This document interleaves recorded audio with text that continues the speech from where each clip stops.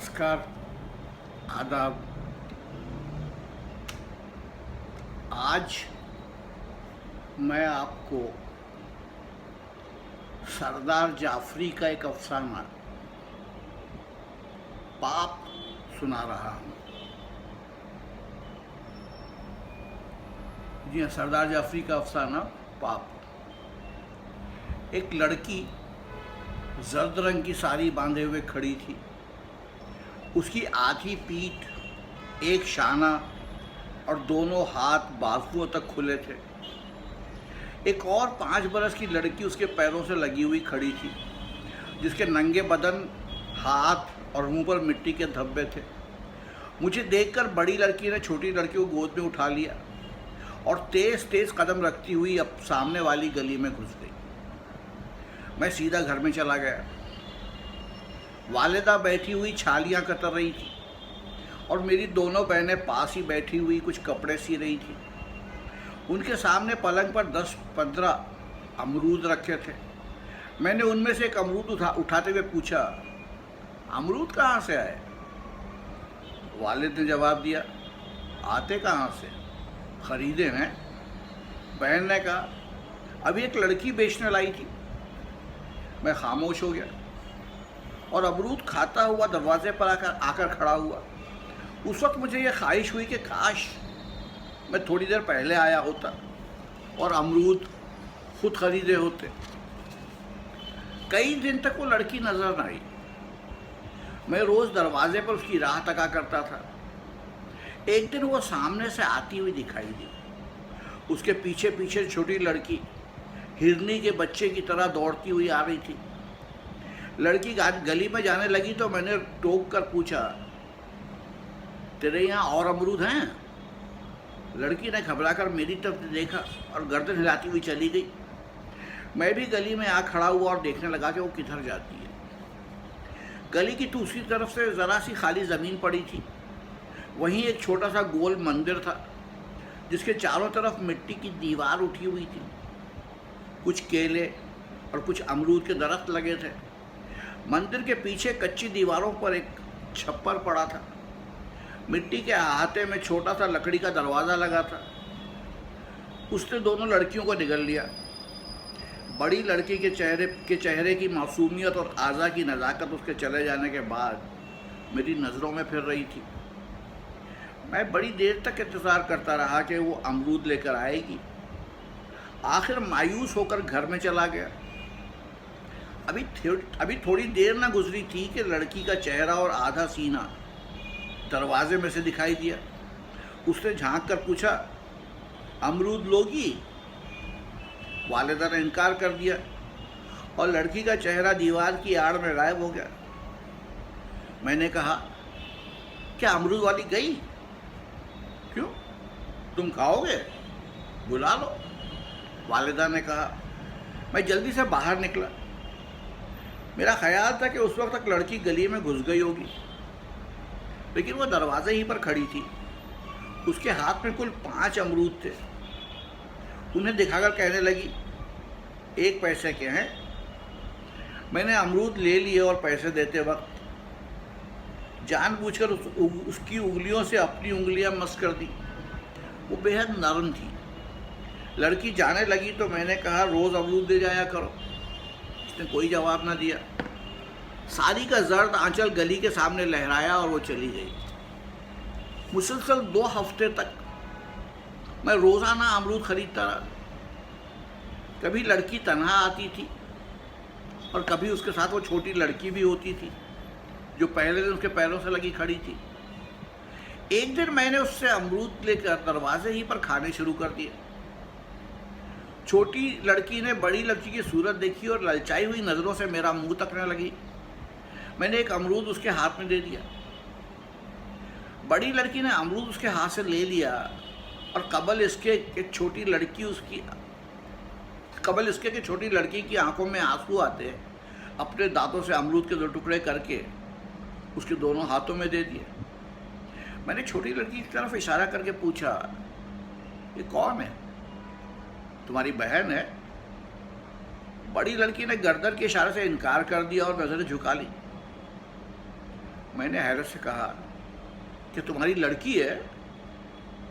बड़ी लड़की के चेहरे पर खून दौड़ने लगा। उसने प्यार की नज़रों से बेटी की तरफ देखा। मैंने पूछा, उसका क्या नाम है? राम प्यारी, लड़की ने जवाब दिया। और तुम्हारा? इंदिरा। ये कहकर वो कुछ शर्मा गई और राम प्यारी का बाजू पकड़ के चली गई। उसकी उम्र ज़्यादा से ज़्यादा 22 बरस की होगी और एक 4-5 बरस की लड़की की माँ थी। वो चेहरा जिससे पहले दोशीज़गी टपकती थी, अब उसमें मादराना जज्बात नज़र आते थे। मैंने इस अरसे में इंदिरा को मुख्तलिफ़ हालतों में देखा था और हर मर्तबा उसकी ज़िंदगी का एक नया पहलू मेरे सामने आ जाता था। कभी सुबह ही सुबह हाथ में गोबर लिए वो गली के अंदर आज जाती नज़र आती थी और कभी लोहे का एक गगरा कमर पर रखे और दूसरा हाथ में लिए हुए पानी भरने निकलती थी। अक्सर राम प्यारी को गोद में लिए या उसकी उंगली पकड़े हुए इधर उधर जाती दिखाई देती। मैंने उसे कुएं से पानी भर कर ले जाते देखा तो पूछा, तुम अपने मियाँ के कुएं से पानी क्यों नहीं भरती? तुम अपने यहाँ के कुएं से पानी क्यों नहीं भरती? लड़की जिसकी कमर में एक तरफ वजन हो जाने की वजह से हल्का सा खम पैदा हो गया था, ठहर गई और कहने लगी, तुम्हें कैसे मालूम हुआ कि मेरे यहाँ कुआं है? मैंने अपनी छत से देखा है। इंदिरा कहने लगी, हमारे यहाँ के कुएं में एक मर्तबा एक आदमी गिर गया था, उसका भूत वहाँ रहता है। तुमने कभी भूत देखा है? इंदिरा ने हाथ का घड़ा ज़मीन पर रखकर और कमर के घड़े को संभालते हुए कहा, हाँ, कई मर्तबा। कैसा था? उसकी सूरत नहीं दिखाई देती। मैं हंस पड़ा तो उसने कहा, तुम्हें भी दिखा दूंगी। कब? मैंने पूछा। आज रात को। ये कहकर उसने घड़ा उठा लिया और चली गई। शाम से मैं दरवाजे पर आकर खड़ा हो गया। हल्का सा अंधेरा हो जाने के बाद इंदिरा आई और मुझे अपने साथ बुला ले गई। गली में पहुंचकर मैंने कहा, वहाँ तुम्हारा मर्द होगा? नहीं, वहाँ कोई नहीं है। दादू मंदिर में पूजा कर रहे हैं। और तुम्हारी माँ? माता जी तो मर गई। इंदिरा लकड़ी के दरवाजे के पास पहुंचकर खड़ी हो गई। उसने चुपके से अंदर झांक कर देखा और सरगोशी के अंदाज में कहने लगी, है वो देखो, कुएं पर खड़ा है। मंदिर के अंदर से घंटी बजने की आवाज़ आ रही थी। मेरा दिल धड़कने लगा। मैंने भी अंदर झांका मगर सिवाय अंधेरे के कुछ नज़र ना आया। मैंने कहा, वहाँ कुछ नहीं है? लड़की ने कहा, है। मैंने कहा, मेरे साथ आओ, तुम्हें दिखाऊं। वहाँ कुछ नहीं, सिर्फ तुम्हारा ख्याल है। इंदिरा वहाँ जाने को तैयार ना थी। उसने दोनों हाथों से मेरा बाजू पकड़ लिया और मुझे रोकने लगी। बजाय रुकने के मैंने दूसरे हाथ से उसे पकड़ लिया। उसने थोड़ी सी मज़ाहमत की और फिर झिझकती हुई मेरे साथ चलने लगी। हर 2 कदम के बाद वो रुक जाती थी और फिर चलने लगती थी। कुएं के पास पहुंचकर मैंने कहा, देखो यहाँ क्या है? आहिस्ता बोलो। उसने कहा, दादू पूजा कर रहे हैं। फिर चुपके से कहा, कुएं में कूद गया होगा। मैंने उसे यकीन दिलाने की कोशिश की मगर वो किसी तरह यह मानने पर तैयार ना हुई कि यहाँ भूत नहीं है। वो दोनों हाथों से मुझे पकड़े थी। यकायक मंदिर में बजने वाली घंटी की आवाज़ बंद हो गई। इंदिरा ने कहा, दादू पूजा कर चुके। मैंने कहा, मैं जाता हूँ। अभी नहीं, वो देख लेंगे, उन्हें पहले चले जाने दो। अंधेरा ज़्यादा हो गया था। सिवाय आसमान के तारों, कुएं की तारीक जुगत और अमरूद और केले के दरख्तों के जो मोटे मोटे भूत मालूम होते थे और कुछ न दिखाई देता था। अलबत्ता एक सहमी हुई रूह उसे लगी खड़ी थी। मेरा बाजू उसकी पीठ को सहारा दिए हुए था और मेरी उंगलियां उसके नरम बाजुओं को दबा रही थी। मैंने अपनी गिरफ्त ज़रा मजबूत करके अपने हाथ को हल्की सी जुम्बिश दी। इंदिरा गैर इरादी तौर पर मेरे सामने आ गई। अंधेरे में उसने गर्दन उठाकर मेरी तरफ देखा। मैं दूसरे हाथ से उसके सर को सहारा देकर उसकी तरफ झुका। इंदिरा ने जल्दी से अपना हाथ मेरे मुंह पर रख दिया और गर्दन सख्त कर ली। मैंने एक हाथ से उसे अपने करीब करते हुए दूसरे हाथ से उसका हाथ हटा दिया। उसकी गर्दन खुद ब खुद ढीली हो पड़ गई। मेरे होठों ने उसके बेजान होठों को चूम लिया। वो तेज तेज सांस लेती हुई भाग गई। उसके जाने के बाद मंदिर का दरवाज़ा बंद करने की आवाज़ आई और खड़ाओं की खटखट सुनाई दी। अंधेरे में एक साया मंदिर के दरवाजे पर दिखाई दिया और रात की तारीकी में गुम हो गया। दूसरे दिन इंदिरा फिर अमरूद लेकर आई। आज उसकी नज़रों में एक इन्फियाल सा था। उसने बगैर आंखें मिलाए हुए अमरूद मेरी तरफ बढ़ा दिया। मैंने अमरूद लेकर पूछा, कितने पैसे हो गए? 5 आने, उसने गर्दन झुकाए हुए जवाब दिया। मैंने जेब से एक अठन्नी निकाल कर उसे दी तो वो कहने लगी, 5 आने चाहिए। मैंने कहा, 3 आने का दूध भूत को पिला देना, फिर वो तुम्हें नहीं सताएगा। इंदिरा कुछ शर्मा गई और एक अजीब अंदाज से बोली, तुमने बड़ा पाप किया है। क्यों? मैंने हंसकर पूछा। वो कहती हुई चली गई कि मैं ब्राह्मणी हूँ। 2-4 दिन इंदिरा का ये इंफियाल बाकी रहा, फिर उसके रुखसारों के रंग में तहलील हो गया। अब मैं उसके होठों को अक्सर चूम लिया करता था। मकान के सामने की ज़मीन, दरवाज़ा और देवड़ी से मिली हुई लकड़ियाँ रखने की छोटी सी कोठरी, ये सब हमारी राजदार थी। दोपहर का वक्त था। वालिद कचहरी में थे और वालिदा और बहनें पड़ोस में एक जगह गई हुई थी। मैं घर पर तन्हा था और दरवाजे पर खड़ा सोच रहा था, अगर इस वक्त इंदिरा आ जाए तो क्या हो। मैं कई मर्तबा गली में जाकर देख चुका था कि वो आ रही है या नहीं। थोड़ी देर बाद आसमान अबर आलूद होने लगा। काली काली घटाएं सावन के महीने को रुखसत करने के लिए आसमान पर जमा हो रही थी। वो जमा होती रहीं यहाँ तक कि सारा आसमान घिर गया। पश्चिम की तरफ से ठंडी हवाएं चलने लगी। अब मूसलाधार बारिश हो रही थी। मैं मायूस होकर जाने ही वाला था कि सामने से वो आती हुई दिखाई दी। उसकी जर्द सारी जो कुछ तो रंग उड़ जाने की वजह से और कुछ मैली हो जाने की वजह से मटियाली सी हो गई थी, उसके बदन से इस तरह लिपटी हुई थी कि उसके आज़ा का सारा तनासुब जाहिर हो रहा था। वो बजाय गली में मुड़ने के डेवड़ी में मेरे पास आकर खड़ी हो गई और भीगी हुई साड़ी का आंचल निचोड़ने लगी। मैंने कहा, मैं तो समझा था कि तुम घर ही पर हो और अब ना आओगी। नहीं, मैं एक जगह रुक गई थी, रास्ते में पानी बरसने लगा था। जाओ घर में जाकर अपनी साड़ी सुखा लो, मैं वहाँ नहीं जाऊँगी। क्यों? वहाँ कोई है नहीं।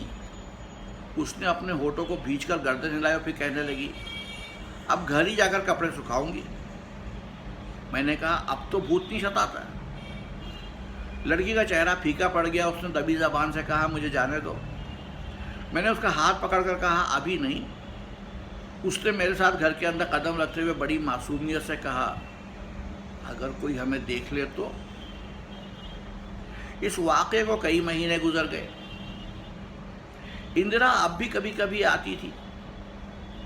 अमरूद की फसल ख़त्म हो चुकी थी, इसलिए एक आध मरतबा वो केले लेकर आई।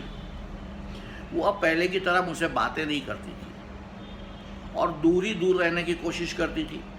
मैं कई मरतबा खुद उसके दरवाजे तक गया, जो कभी खाली, कभी इंदिरा को अपनी आगोश से अलहदा करता हुआ और कभी अपने बाजू में बुलाता हुआ नजर आता था। एक रात जब मैं घर से खाना खाकर बाहर निकला तो मैंने देखा कि गली के पास कोई खड़ा है। करीब जाने पर मालूम हुआ कि इंदिरा है। बजाय दूर हटने के उसने मेरा हाथ पकड़ लिया और गली के अंदर ले गई। थोड़ी देर तक वो बेहिस्सो हरकत खड़ी रही। दूर से म्यूनसिपैलिटी की लालटेन की हल्की रोशनी उसके गमगीन चेहरे पर पड़ रही थी और उसकी उदासी में इजाफा कर रही थी। बड़ी मुश्किल से उसके गले से आवाज़ निकली जिसमें बला का दर्द था, तुमने बड़ा पाप किया है। आज इस जुमले का मतलब दूसरा था। जो उसके जर्द चेहरे और फीकी आंखों से साफ जाहिर हो रहा था। मैंने उसके शौहर की पनाह लेनी चाहिए और पूछा कि तुम्हारा मर्द कहाँ है? अब तो तुम ही मेरे पति हो। उसने मेरे कंधों पर अपने दोनों हाथ रख दिए। उसकी आंखें मुझसे कह रही थीं कि देखो, इनकार मत करो। तो क्या तुम्हारी शादी नहीं हुई? मैंने घबरा कर कहा। लड़के वाले बहुत रुपया मांगते हैं। फिर दादू के पास इतना रुपया कहाँ?